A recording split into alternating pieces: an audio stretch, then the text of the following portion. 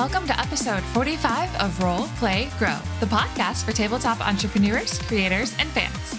I am Courtney Stover of Lightheart Adventures, and in this podcast, we talk to the creators behind the brands in the tabletop roleplay gaming space about who they are and how they are turning their passion for gaming into a career. Our guest today is DeAngelo Murillo, a writer, streamer, game designer, and activist. He founded a really cool blog and website that puts a spotlight on cosplayers and other creators called The Geek Life, and has continued that theme into his streamed games on Twitch. We talk about the site, his journey into content creation, his actual play and charity streams, and then we pivot to talking about his game that he's designing that is about to launch on Kickstarter, Emerald Templars. There are so many good nuggets and so much great advice in this episode, and I know that you'll learn a lot.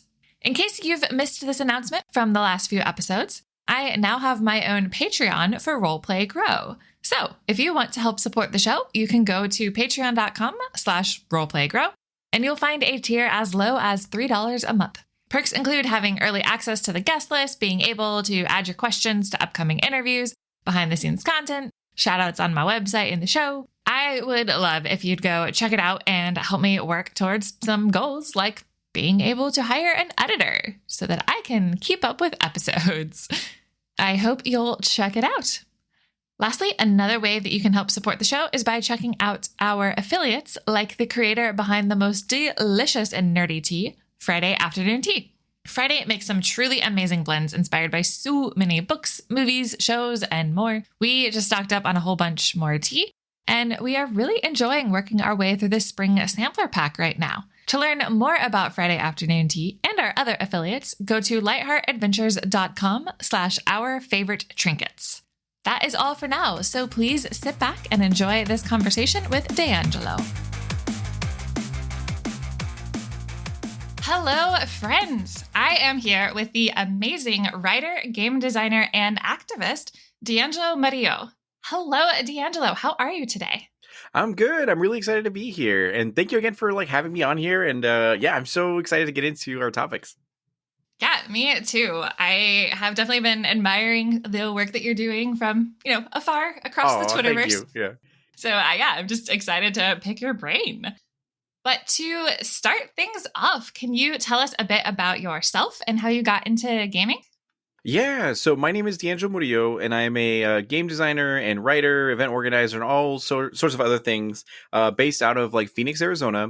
And I've played video games all my life, but I really got into and found a passion for tabletop role-playing games in about 2008 when I was 18 years old. And that was just simply where Dungeons & Dragons was coming out with its 4th edition. It was brand spanking new, and I always wanted to try to get into Dungeons & Dragons in one way or another, because it's the mecca, the ultimate sign that someone is a true geek is if they play Dungeons & Dragons. But no one around me had groups, or if they had groups, they weren't looking for new members. So I did what I always do, which was if no one else is going to do it, then I'll do it. So I spent my whole paycheck, bought all the books for 4th edition, spent a whole lot of time researching it and learning it. Probably spent more brain energy than I did in any college course or exam or anything like that to learn the rules. But sure enough, I did. And I had friends lined up to play with me, even though I got a lot of things wrong at the beginning and made a lot of beginner mistakes for being a dungeon master and all that kind of stuff. But afterwards, even if the session was very awkward or what have you, they kept coming back for more. And they're like, oh, this is amazing. I want so much more of this. And I was like, oh, really? And that's when I kind of found a passion for what I felt I was good at in life, which was storytelling. And crafting adventures for people to go on and making sure it's a safe environment for everyone to thrive in and everything. And it just blossomed from there, where everything I wanted to do from then on was all about storytelling and role playing and fantasy and everything like that. So, yeah, things have been really cool. Yeah, that sounds like a really cool journey. What are you playing these days? These days, I'm playing Vampire the Masquerade, 5th edition, Dungeons & Dragons, 5th edition, some kids on bikes. I am also playing some Fallout as well, and a whole manner of other games as well, because once you just find one tabletop RPG and you have like a lot of fun with, you start hearing about other games and you're like, oh, I want to play like in the Dune universe or like the Alien universe. And you pick up those games and start learning to play. And it's just like a gateway drug essentially into, playing everything. Yeah. Oh, absolutely. D&D was not my first tabletop RPG. I'm Oh, one of those really? weird people. I know. What was your first? Have you ever heard of a game called Malifaux? No, actually. Okay, so it started as a tabletop minis game. Yeah. Kind of like Warhammer, but just much smaller scale. Like you have a starter pack of 5 to 10 figures and not a lot. Yeah. So yeah, it started off as that. And then in, I guess, 2013, they kickstarted a TTRPG version. And so we loved the minis game. We backed that. And that was actually my first TTRPG. But even then, it was, okay, now I guess I should probably find out what D&D is. And now I don't even know. I think I kickstarted like 8 games last year. So. Yep. Yeah. That's amazing. What I would love to hear about is kind of your story from you got into games, you started playing all sorts of different games. But then when did you decide to go more into like the content creation side? Mm-hmm. Yeah, so I come from a family of artists. My mother and father are both like artists in their own regard. My mother is also a writer, and my father is also a musician. So it's a very creative household. My sister herself is also a like influencer and content creator. Actress is like probably a better term for it. So I came from an extremely creative household where it was very like endorsed or backed that you should pursue whatever makes your heart sing and whatever makes you like feel like makes your soul happy, essentially. Do not get a corporate job. Do not get a 9-to-5. Do not go down that hole, because in this rat race, you'll never, ever find peace and happiness and fulfillment, in that regard and all that kind of stuff. And so that really hit home for us. And we're like, all right, cool. Now that we have this lesson learned at a young age that a lot of people don't learn until like they get to their 30s or 40s or whatever, now we got to find out what we want to do. So my sister, it was very easy for her. It was like music and acting and all that kind of stuff. But for me, it was extremely difficult because I couldn't sing. I couldn't really do art. I couldn't really, act very well, at least in my opinion or whatever. And I could write a little bit, but nothing too awe-inspiring until I got into tabletop RPGs and found out I had a knack for storytelling. And I was like, oh, cool. All right, cool. So I'll just go ahead and do this. Now, on a serious note, I am Mexican American, I'm Chicano, and proud of it as well. But to be a BIPOC geek in the fantasy genre or world is to rarely ever see yourself represented. And if you are represented, it's usually in a very negative stereotype, unfortunately. So all throughout life, I had a lot of identity crisis and issues with self-esteem, because I was like, oh my God, all of these valiant heroes from Frodo and Harry Potter and, the X-Men and Captain America, all of them are so fair skinned, and all of them are so European features. None of them have super curly hair. I guess Frodo does, or dark skin tones or anything like that. I don't see myself represented in a good way. If I am, it's the villain or the sidekick or the comic relief or whatever. So that didn't feel good. So going off of that, I knew, because I had a lot of friends who also were BIPOC and or even LGBTQ, who were in the geek scene and fantasy scene, and we struggled with World of Warcraft not having good proper representation for skin tones and all this sort of stuff. So I was like, you know what? If I'm going to be the dungeon master here, if I'm going to be the one spending time writing these stories and telling stories, I want it to be in a world that I wish I could have experienced growing up. I could have, there were people who were same-sex couples at positions of power, and no one questioned them at all. Maybe they questioned their politics, but they didn't question their, relationships or whatever. Or even BIPOC people in leadership, and roles, and good shining hero roles, and no one cared about the color of their skin. They just cared about the content of the character and all that kind of stuff. And people who played in my games and my sessions really started to love and embrace the world that I would build. And they're like, oh my God, this feels so special and so unique that I can't find this anywhere else. So I want more of it. And that's what kind of started to be this sort of thing that outshined my own self-esteem or self-doubt, where it's you can never be a content creator. No one cares what you're going to write. No one X, Y, and Z. But then all these real people had just sparkles in their eyes whenever they played in my sessions. And I was like, I think I can create pretty good content and have a great time with people. So that's when and it's like a mixed sort of bag. For tabletop RPGs, it's a different story, but I also did that with like my website, The Geek Life, where I would interview a lot of creatives and like highlight a lot of BIPOC, cosplayers, and go to conventions and review them, and be the place where it's a platform where everyone is, there's a lot of good vibes and a lot of people shine, because that's ultimately what I want to do in this world, is to bring more good vibes, so like if there's people that are downtrodden, they don't feel very, represented, or they have anxiety about whatever, at least they know that I have their back, that I will like sing at the top of my lungs about how amazing they are and feature their work and like ask for nothing in return, so that's kind of what I'm doing with tabletop RPGs now, is, spinning these tales and crafting these stories that I wish that I could have participated in when I was younger and everything. So yeah.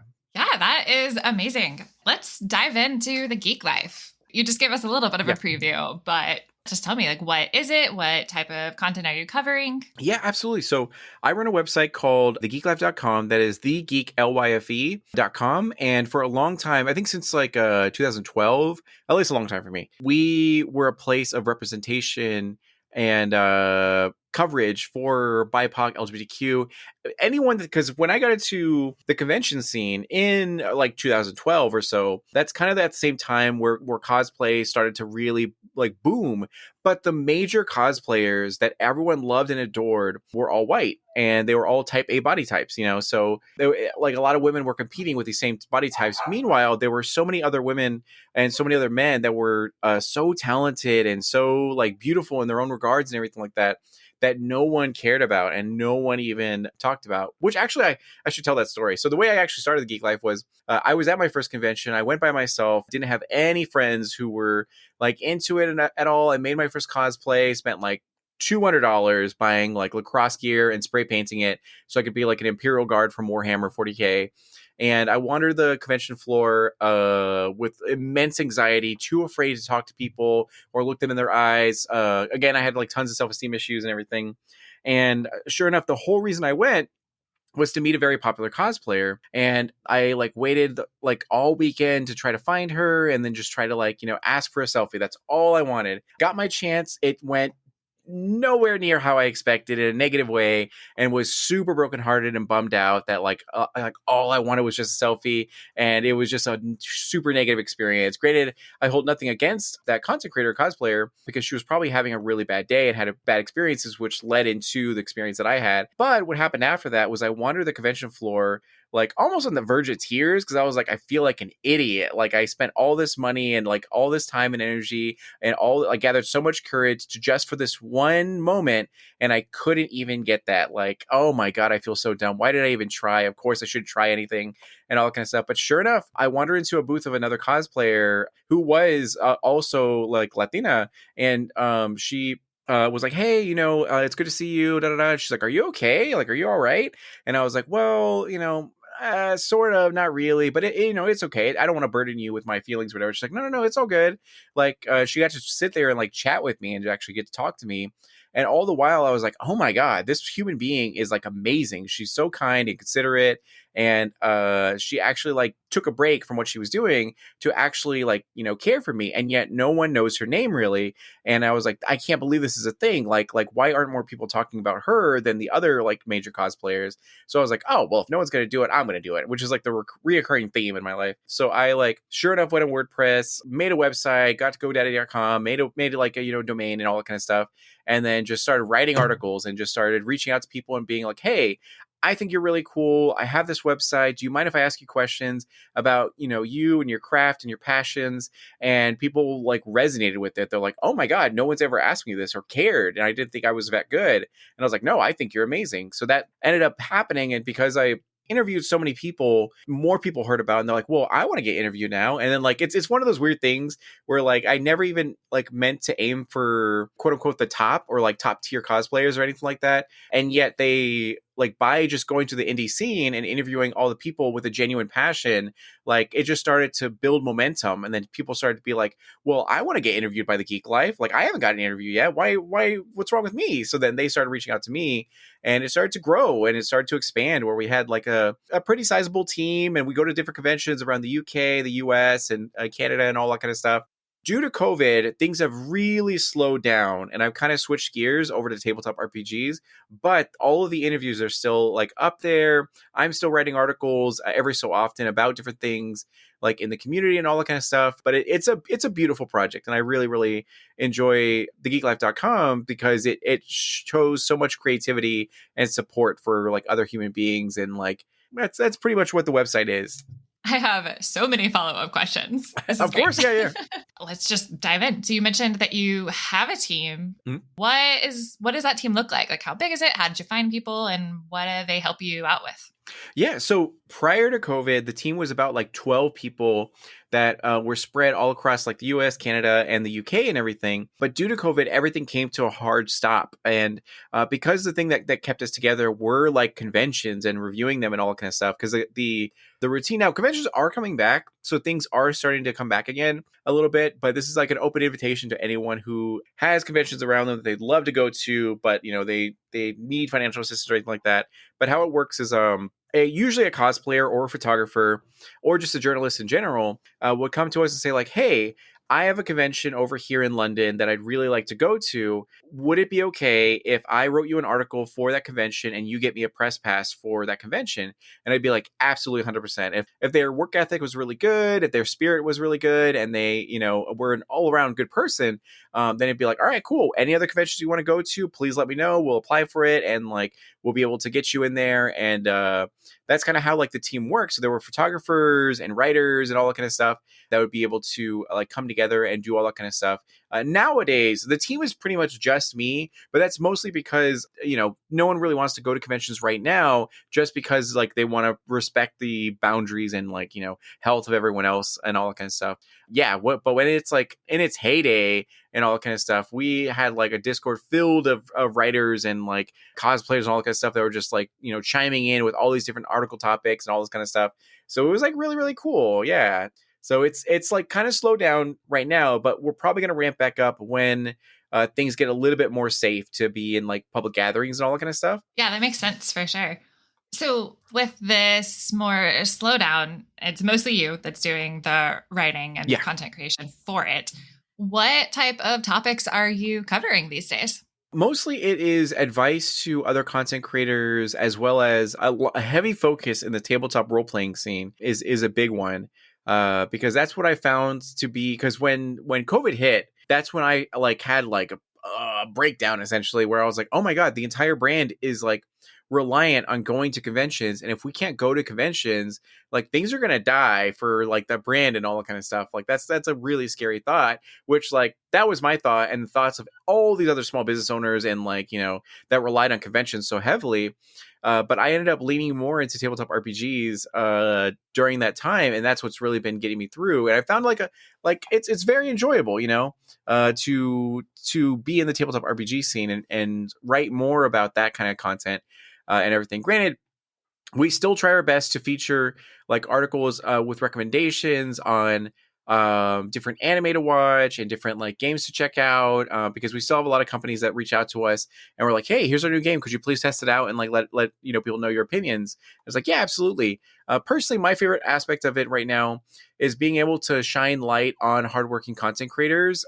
So it's kind of like the same mission, just expanded from cosplayers or artists to any sort of influencer or content creator. So a lot of articles on the website will be like 10, you know, Black creators that you need to follow like right now, or 10 Latinx creators that you need to, you know, check out or you didn't know about, or 10 indies X, Y, and Z that just like, if no one else is going to write about these amazing hardworking people, then I'm going to write about them. Essentially. And that's what you can sort of find right now. Granted, the articles have definitely slowed down, but they're still definitely there and easy to find and all that. So yeah. Yeah, for sure. And I noticed that you had some podcast episodes out as well. How did those differ from the blog posts? Yeah. So when we would go to conventions, I made it a point to always interview various creatives, like for YouTube videos and everything. And we would set up the camera, set up the tripod. Granted, it was a hassle because in almost every video there would be that one convention goer that just was oblivious, even though we had people being like, "No, we're recording, please don't," and they just walk straight in front of the interview and the camera and all that kind of stuff. But it's okay. So the way we adapted was by simply doing interview sessions over Twitch and then taking the audio from that and then being able to put it on podcast form. But again, I'm like definitely trying my best to expand from just cosplayers or artists to like everyone who I think is amazing, which is almost everyone. So like, yeah, now it's slowed down to once every month, but I now interview different creatives and then upload it into podcast form. And then a good deal of people like actually check it out and enjoy the interview sessions because it's about people who they haven't really heard about, because even in the tabletop RPG industry, there will be the like top dogs that everyone knows and loves, and they've like read or heard or watched interviews regarding them. But the good thing about the content that I bring to the table is that you're probably not going to know the people that I'm interviewing, and yet they're still so amazing that by the end of the interview, you're going to want to check them out. And it's a great way to see who's amazing in the indie scene, and then watch them essentially rise as they like inevitably get noticed by everyone else in the community. Yeah, so there's a lot of good interviews on the podcast currently. Yeah. Yeah, I mean, I have to say that that's something that I enjoy too, is being able to shine a spotlight on folks that aren't the big names that everybody knows about. Yeah, exactly. So, yes, I know that you have the Twitch channel. And so you're saying that you've got these interviews going up about once a month over on Twitch. But yeah, I'd just love to know more about what inspired you to start your own Twitch channel and how you've decided to kind of break up what the various types of content that you're streaming. Yeah, for sure. So I always find myself in leadership roles because I'm pretty sure I have like control issues, but I just feel that every time I want to be a follower, I'm just not satisfied with how things are going. So that's kind of like explanation for the website and like the Twitch channel and everything like that. Because like back last year, I was part of another like tabletop RPG like channel that was all about like, being a community and having a bunch of shows and doing charity events. And I was like, oh, this is awesome. But then the further I dug into that group, I was like, ooh, you know what? Things don't look super good. And things kind of look kind of fishy. And this is weird. Where's the money going? And it was a whole big drama that happened. And I was like, ooh, you know what? And then after that experience, it kind of tainted my view of big sort of quote unquote networks that like, had a bunch of people come in, worked for free for them.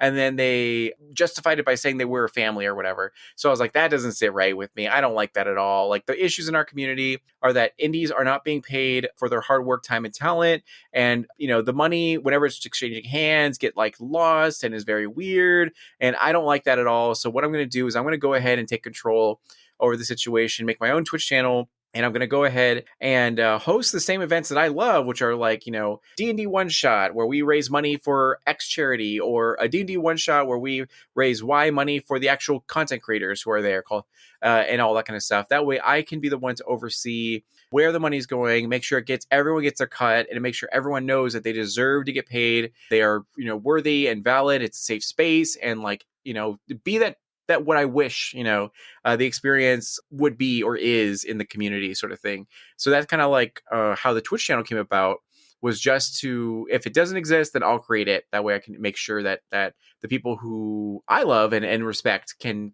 feel safe and taken care of. I would love to know the steps that you take to set up your charity streams. Just kind of from the moment that you decide that this is one that you want to do, and then how you decide on the game, the cast, which charity, and just, how you get all that set up. Yeah, absolutely. So after years and years and years of like mistakes and mishaps and all that kind of stuff, I finally have like a solid answer.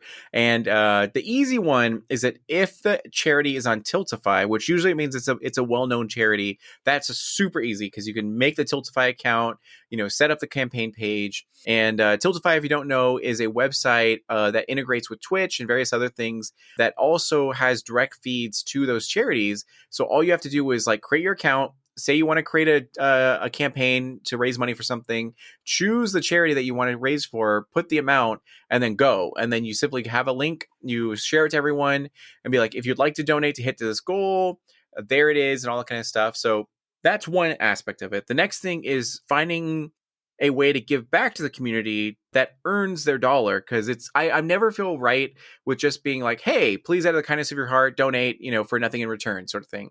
I always try to earn every dollar that comes through, whether it be a tip or a donation. So the biggest asset that I have as a content creator is my comedy and my storytelling. So that naturally leads into tabletop RPG sessions. So what I usually do is I go like, all right, we're going to have a one shot, which is going to be a tabletop RPG. If it's easier for everyone, we're going to go with Dungeons and Dragons because everyone mostly knows Dungeons and Dragons. But if there's another one that we want to do or it fits better, then we'll do that. But then we're going to go and find our cast, which I want it to be a diverse cast. And then we're going to go ahead and reach out to these people, let them know the mission, and make sure that they are going to bring their A game to try to help and participate and understand that it's for a great cause. And if they're down for it, then it's like awesome, cool, that's great. If they're like, I don't really know, then it's like, all right, no worries, it's all good. That way you always want to work with people.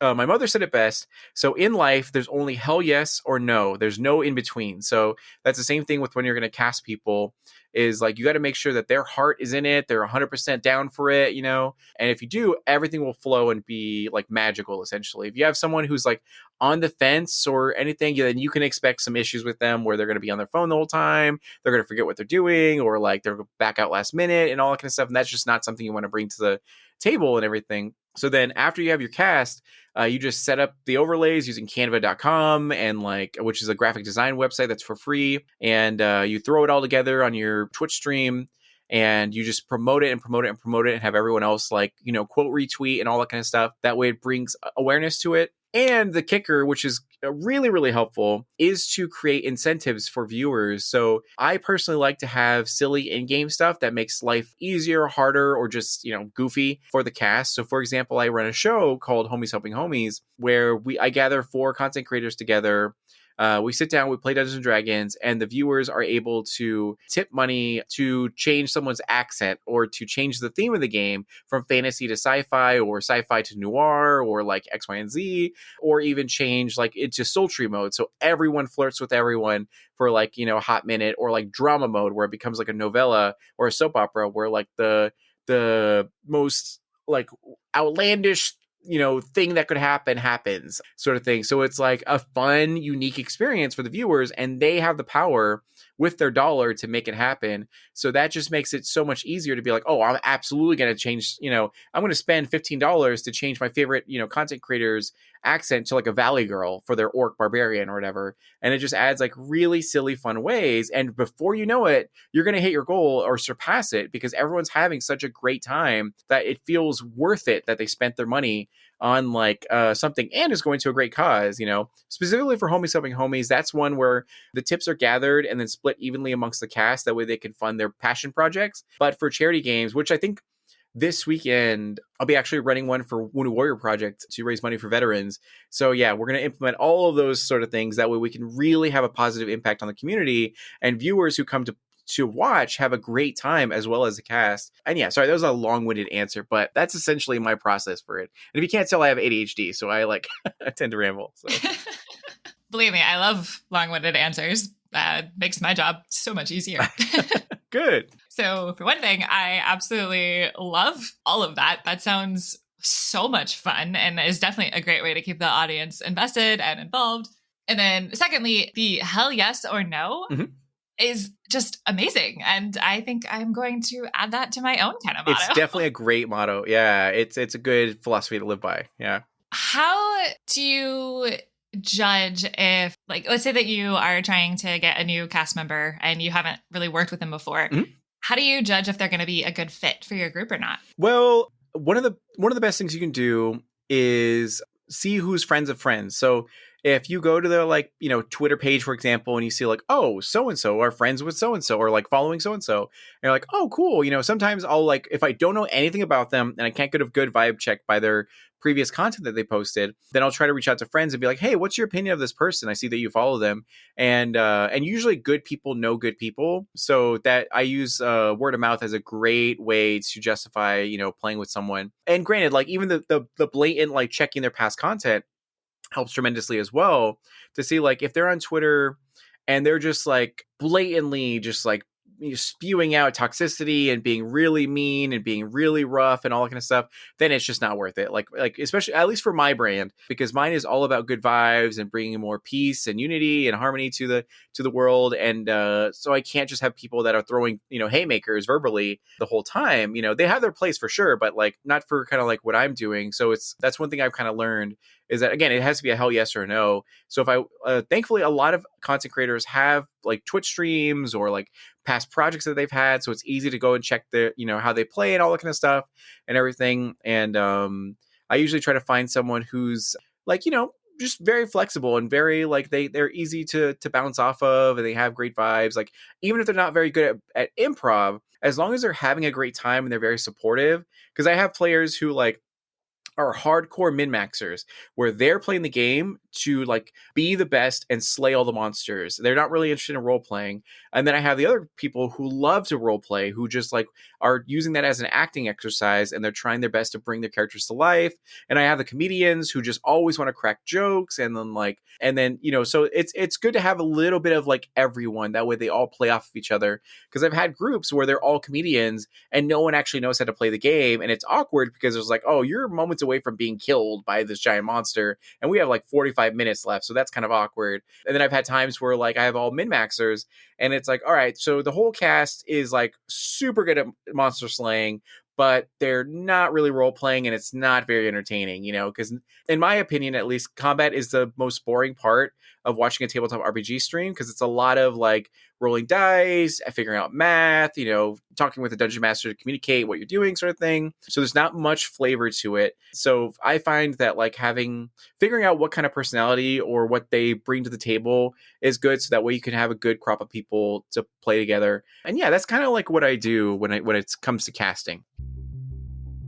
Hey entrepreneurs! I love introducing you to new creators every episode, but I could really use your support. I would love to invite you to join our Patreon page, where you'll gain access to behind-the-scenes content, add your questions to upcoming interviews, and you could even receive a shout-out on our site in an upcoming episode. To learn more, go to lightheartadventures.com/RPG. And now, back to the show.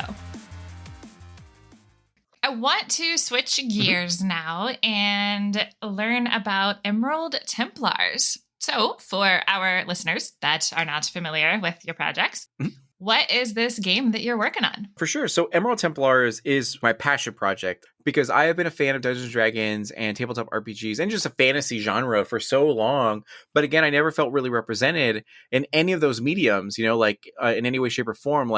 And even in like Dungeons and Dragons, there'll be situations where they misrepresent certain cultures, and it's just like, oh, that's really tacky. I don't really like that much. And one of the major issues is that writers from the culture that they're featuring never really get the chance to write about their own culture or anything like that. I, being who I am, I'm like, well, if no one's going to do it, I'm going to do it. So I decided to write up this project called Emerald Templars, where it's a dark fantasy tabletop RPG that focuses on a group called the Emerald Templars, who are essentially the magic police, where they are a group of concerned citizens who live in a world where magic runs rampant. There's chaos magic everywhere that are summoning demons, raising the dead, messing with the elements, and all that sort of stuff.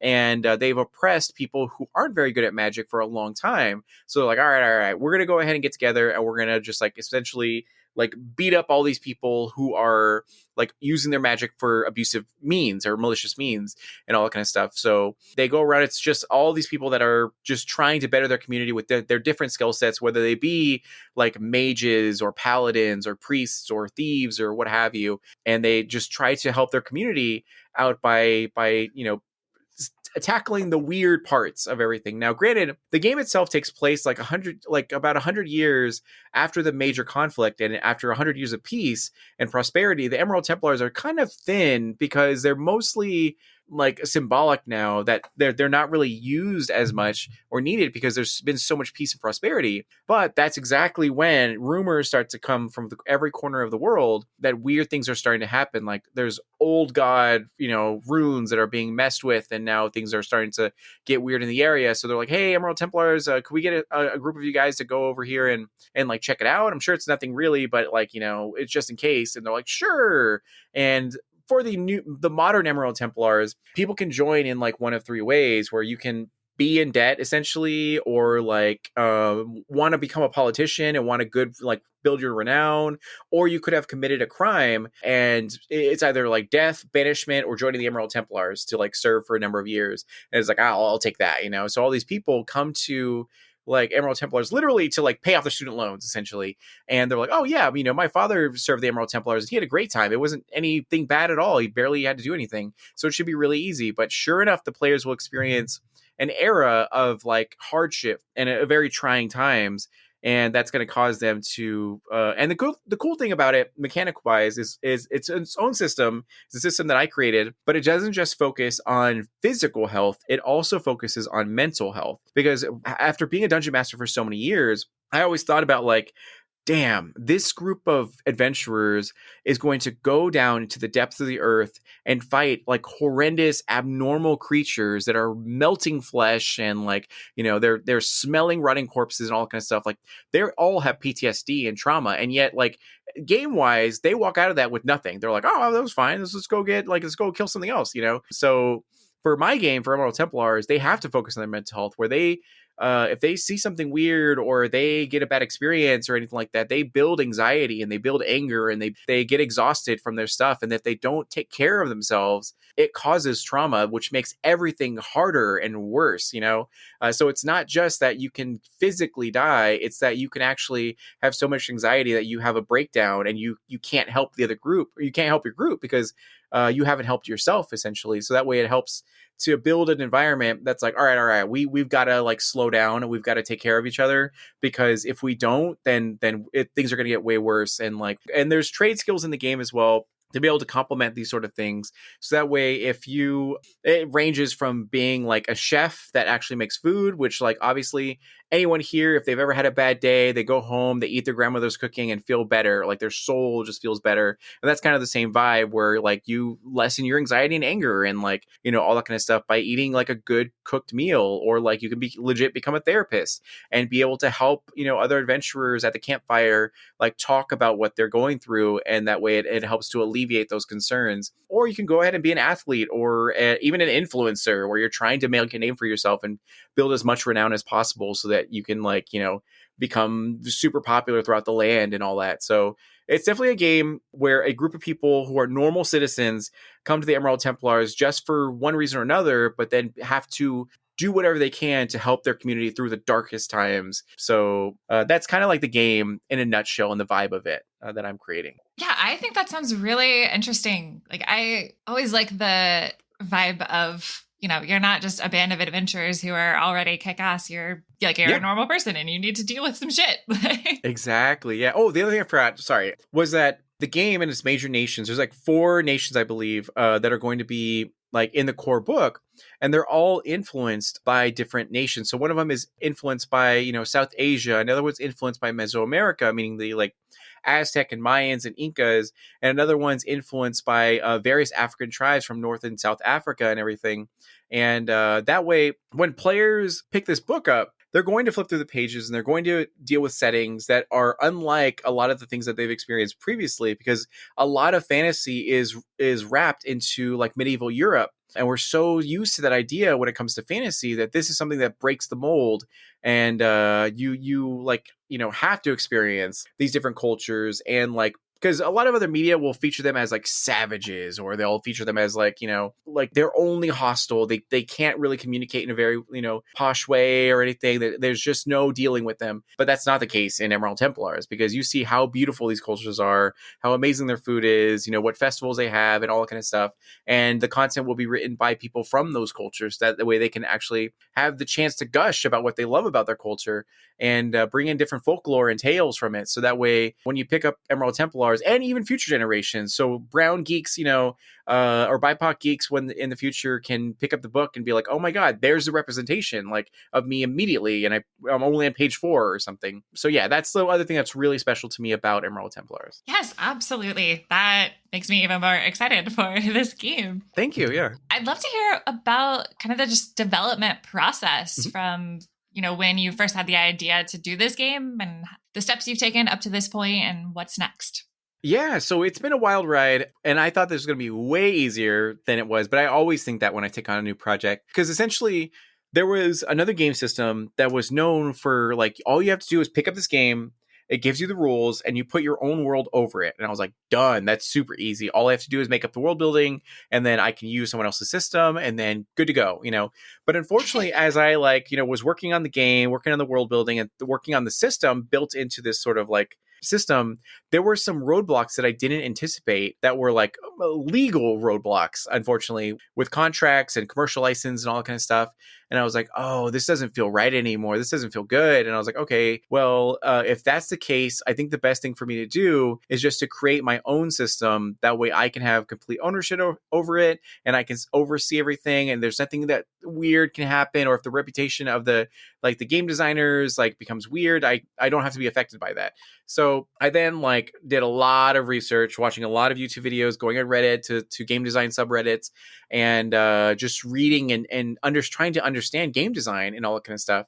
And that's when I started to actually work on the core elements of Emerald Templars and figure out okay, out of all these tabletop RPGs that I played, what is it that I like and what is it I don't like? And for me, it's the role-playing aspect that I really was attracted to, and some complexity when it comes to combat. Not an overwhelming complexity, but enough where you had a lot of things you could do if you wanted to for it. So then I started to really work on it. I've had a lot of trials and errors with a lot of playtests where I'd be like, all right, guys, what'd you think of that game? And they're like, well, DeAngelo, it's got a lot, it needs Jesus. And then I was like, okay. So thankfully it's now in a state where it feels strong, and playtests are having a lot of positive feedback.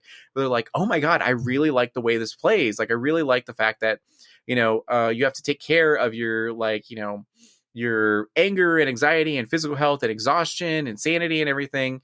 And if you don't, you get certain bonuses to it, but you also get a lot of hindrances and, X, Y, and Z stuff, and all that. So it feels good because you have to also, when you do game design, you have to think what is your philosophy as a game designer?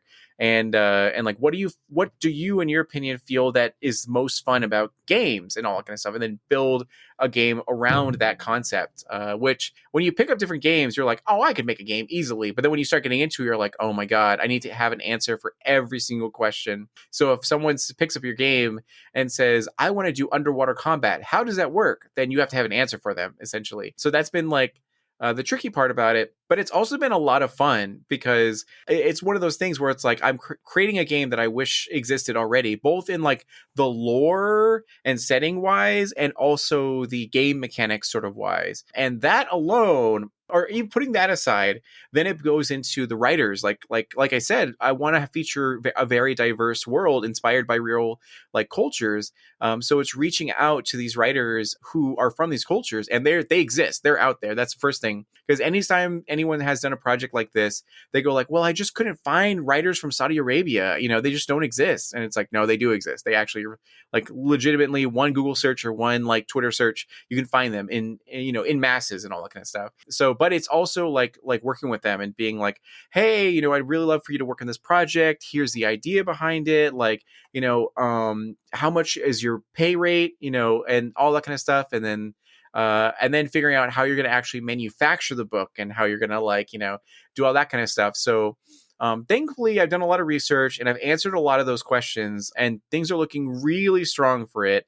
So I'm really excited because actually in April, we're going to be going ahead and launching the Kickstarter. That way we can get funding to be able to make physical copies of the book and get additional artwork and have some more special guest writers come in and be able to write more on everything and all that kind of stuff. But yeah, it's been a whole process. I feel stronger for it, and I have a lot of respect for anyone who's designed a game because it's not easy. It's also been a taxing experience, but a lot of fun. Yeah. How far along do you plan to be in the development when the Kickstarter launches versus what's planned to be created after it funds? Yeah, so by the time the Kickstarter starts, where the game's going to be is that the game mechanics and the overarching lore will be essentially completed. Like, granted, we're going to have playtests all throughout the year to get additional feedback so we can change gears and all that kind of stuff. But the only thing that's going to be undone is the actual artwork, because I can't do that myself, as well as the writing for these different cultures, because I can't do that,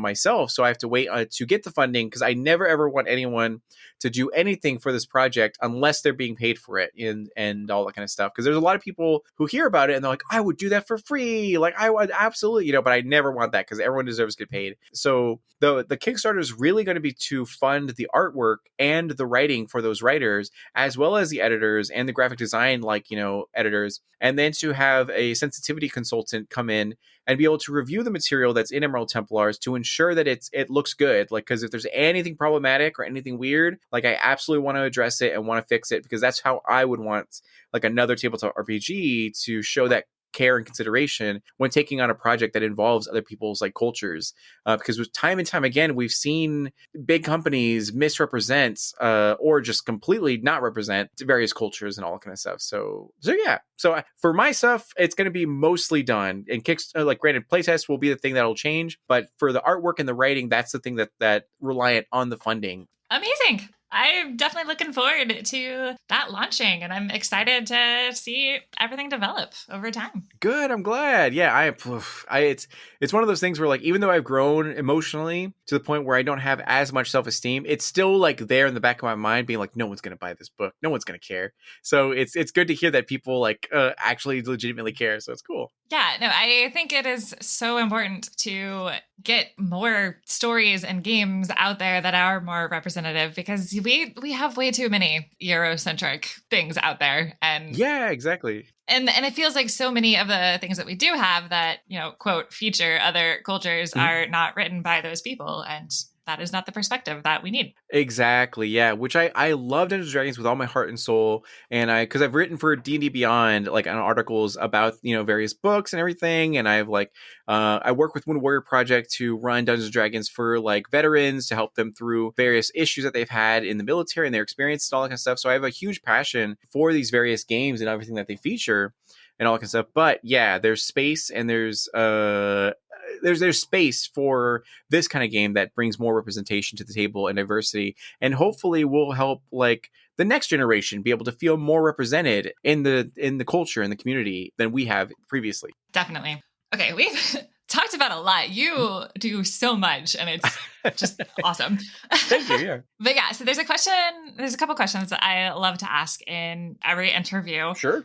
Which, looking back over all of this time as a content creator with the Geek Life and working on Emerald Templars, and what would you say has been the most challenging part?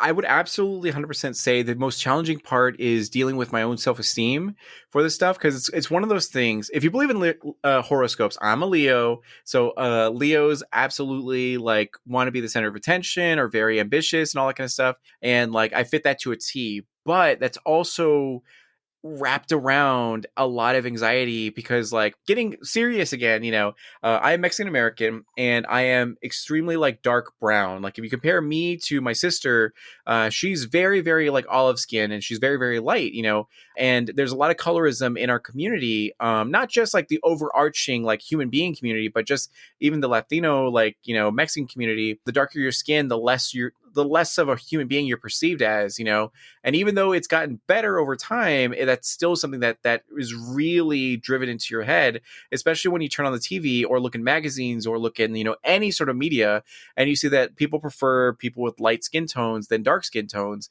So that really hit me hard to be like, oh my God, I'm worthless. There's no heroes that are dark skinned like me, or like, X, Y, and Z. There's nothing like that, So I there's no way I can accomplish anything. So over the years, that self-esteem has like, granted, been challenged and been overcome slowly and surely by my ambition, because I would be like, oh, I really want to do this thing, but I'm scared because like, of my anxiety. But then sure enough, I'll just do it, and then I'll succeed and find out that people really enjoy what I'm doing. And I'm like, oh, okay, that wasn't too scary. But then it'll like happen again, essentially. So over the years, I finally found the answer, which is therapy, straight up therapy, which has helped me tremendously to be able to talk to therapists and for them to challenge my own way of thinking. And because I would be like, well, this person said they didn't really like me and they didn't believe in my projects. And I just can't convince them that like it's a good idea and I don't know what to do. And they're like, why does their opinion matter so much? Like, can't you just do it without their opinion or input? Like, what makes them so powerful in your life and in your mind? Like if they say no, will it fail and crumble to pieces? And I'll be like, oh no. And they're like, all right, well, you don't need their opinions. Do what you feel is best and go forward with that, because time and history has shown that every time you pick up, tools and try to create something, it always goes well. And that's how the future is going to be as well, as long as you maintain this like good ethic and, hard work and all that kind of stuff and everything. And I was like, oh, okay. And then like that kind of like really had a breakthrough for me. And because there'd be a lot of times where I'd have panic attacks, and no one would say anything to me, no one would do anything, but my anxiety would just tell me that like, it's gonna fail because that person didn't answer your text message and they hate you and like they're, X, Y, and Z. And I'd be like, no. And then like so I'd be like a lot of self-defeating sort of things. But thankfully through therapy I was able to overcome a lot of that stuff, and still am going to therapy to work on that stuff, because as I climbed the ladder higher and higher in this sort of content creator industry thing, things get worse. Essentially, you're exposed to more people. There's more opinions. There you will find people that don't like you for whatever reason, no matter how hard you try, and you can't please them. And you have to be okay with that, and you have to like swallow that. And there's also going to be times where you fail, and if you're the higher you climb, the bigger your failures are going to be, because more people are going to see it, they're going to notice it, they're going to critique it, and all that kind of stuff. And you just have to take that L and sort of swallow that. So that's the hardest part for me is my self-esteem and anxiety, and making sure that like logic and reason have a very strong presence, whenever I do anything, because always, especially with ADHD, because when like I'm happy, I'm like super over the moon happy. But when I'm sad, it's like abysmal, the world's going to end and all that kind of stuff. And there's no in between. Yeah, that would be my biggest thing is my own self-esteem and anxiety for sure. Yeah, I can somewhat relate. I've got depression and anxiety as well. Mm-hmm. I'm curious, do you have any kind of mantras or exercises or things that help you when you're having a really bad day? Yeah, for sure. So my mom has a lot of mottos and a lot of like spiritual stuff, quote unquote, that she always uses to like help herself like go through things. And I've kind of adopted them as well, where like it's literally just manifesting, quote unquote, is what it's called, is where you only say the things that you want. You don't say the things that you don't want. So for example, if you're sick, you don't say like, I don't want to be sick anymore. Instead, you say like, I'm healthy. I'm going to be healthy. I am healthy, sort of thing. So when it comes to projects, to be like, this will succeed. This will be great. People will love it. People will, enjoy it and all kind of stuff. And hearing yourself say that with like pride and passion and with your full chest, especially if you're looking in a mirror, it can like convince you that that's the reality, and that helps out at least me tremendously to be able to pump myself up and to be like, this is going to succeed. You're a good person. You're very smart. You're kind-hearted. People genuinely like you and all that kind of stuff, and not focus on the negative because there's no reason to. It's not gonna heal you or help you to spout negativity and all that kind of stuff. Like, granted, there's realism where you're saying like, all right, we don't have enough money in the budget to make this work. But then there's like, the pessimistic where it's like, even if we spend all this money, no one's going to like it, sort of thing. So it's just like focusing on the positives and making sure I hear myself with my own voice say that, and also look myself in the eyes when I do that is the biggest thing that helps me. Yeah. I love that. I think that is great advice. Yeah. Thank you. Let's flip that around. So kind of same start to the question of just when you look back over the past couple of years, building Geek Life, working on this game and just all the content creation, what would you say has been the most rewarding part? It would definitely be the small moments where someone is so genuinely appreciative of what I've been doing, because a lot of times the higher you climb in the content creation sphere, a lot of things become more shallow and more like hollow and vapid, where everyone, I don't know, it's kind of weird to say, but every so often someone will break the mold. And like for example, recently there was a player who I had as a guest on my Vampire the Masquerade show, and we did the session. Everyone had a blast. They were all giggling, had a great time. The viewers loved it and everything. And then we ended the stream. And she goes, "DeAngelo, I want to say thank you for having me on as a guest," which everyone does when they're a guest. It's just like the polite thing to do. But she goes like, "I actually was a part of a Vampire the Masquerade group about a year and a half ago, and I had someone who like did weird things with my character, would mind control me and make my character do things or whatever, and it made me extremely uncomfortable. And when I tried to tell the dungeon master or storyteller about it, he did not comply or do anything to like help fix it. He just let it happen, and I felt so vulnerable and like scared about that I didn't touch the community or do anything with it for like a year and a half. And when you reached out to ask me if I wanted to be a part of this, I wanted to say no. And I wanted to say no, but then I knew that you were such a safe, person, that you created like good vibes. And there's no way that I could ever imagine you putting me through that. If I said there was an issue, you would do everything you could to bend over backwards to help out with it and make sure I felt okay. And that's what made me say yes to your session. And sure enough, you were like, I was right to trust in you, because it's been a great experience, like getting to, like play with you again. And there's been a lot of like instances of that, whether it be representation or like having a group, just of full filled of women, or like having all trans players or whatever. Like I always try my best to make sure that everyone feels comfortable and safe and have a great time. And when people acknowledge that, because I'm not, obviously like every content creator, there's going to be the highs and there's going to be the lows. And during the lows, you question yourself as to like, am I even having an impact on the community? Is this even worth it? Like should I just get a normal job and like, X, Y, and Z or whatever? But then in those brief, genuine moments, it reminds you that like, yep, we're doing the right thing. This is a hell yes. My passion and my goals are all aligning, and like, it's all, good stuff. So those are my favorite moments, when I'm reminded that the work I'm doing is legitimately helping other people. That is so special. I'm just grateful as an audience member to have you providing those kind of atmospheres too. And that it's fun. It's fun to watch. It's just like always a good time. Oh, thank you. Yeah. So I know we've got Emerald Templars, of course, coming up very soon, but are there any other projects or things that we haven't talked about that you've got coming up, or goals you're working towards? Yeah, so the Twitch channel is like the best place if you ever want to support me. Definitely follow the Twitch channel as well as my Twitter, because every month I am running D&D session or tabletop RPG sessions to raise money for great causes and charity. So this month is Wounded Warrior Project that goes to helping veterans. Next month, I believe, is to Jasper's Game Day to help with suicide prevention, and so on and so forth. So any participation or sharing people could do to help out with that would help tremendously, because that goes to help our community in real ways. There's also Homies Helping Homies, which we just had our episode this month, but every month we do a session on the third Friday that brings together 4 passionate content creators, and we perform as hard as we can in front of an audience, and they get to like influence the show. And at the end of the night, the tips are split up evenly, so everyone goes home with money in their pockets to help fund, to buy new mics, new webcams, new equipment, whatever they need, or even just rent or food. And yeah, those would be the major things, because I'm trying my best to help the community in real ways. And if anyone ever wants to help out, those are the ways to do it. Awesome. So where can they find you, your Twitch channel, and all the places? Yes. So you can find me on all social medias at @_DeAngelo. That's Twitch, Twitter, Instagram. I don't really use Facebook too much anymore.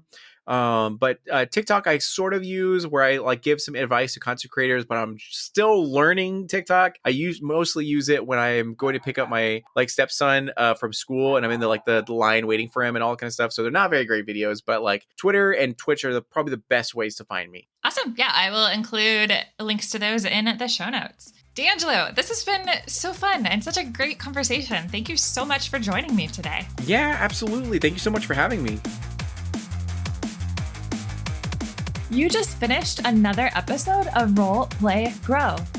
To check out the show notes from today's episode, you can go to lightheartadventures.com/RPG. To keep up with every episode, please subscribe on your podcast player of choice.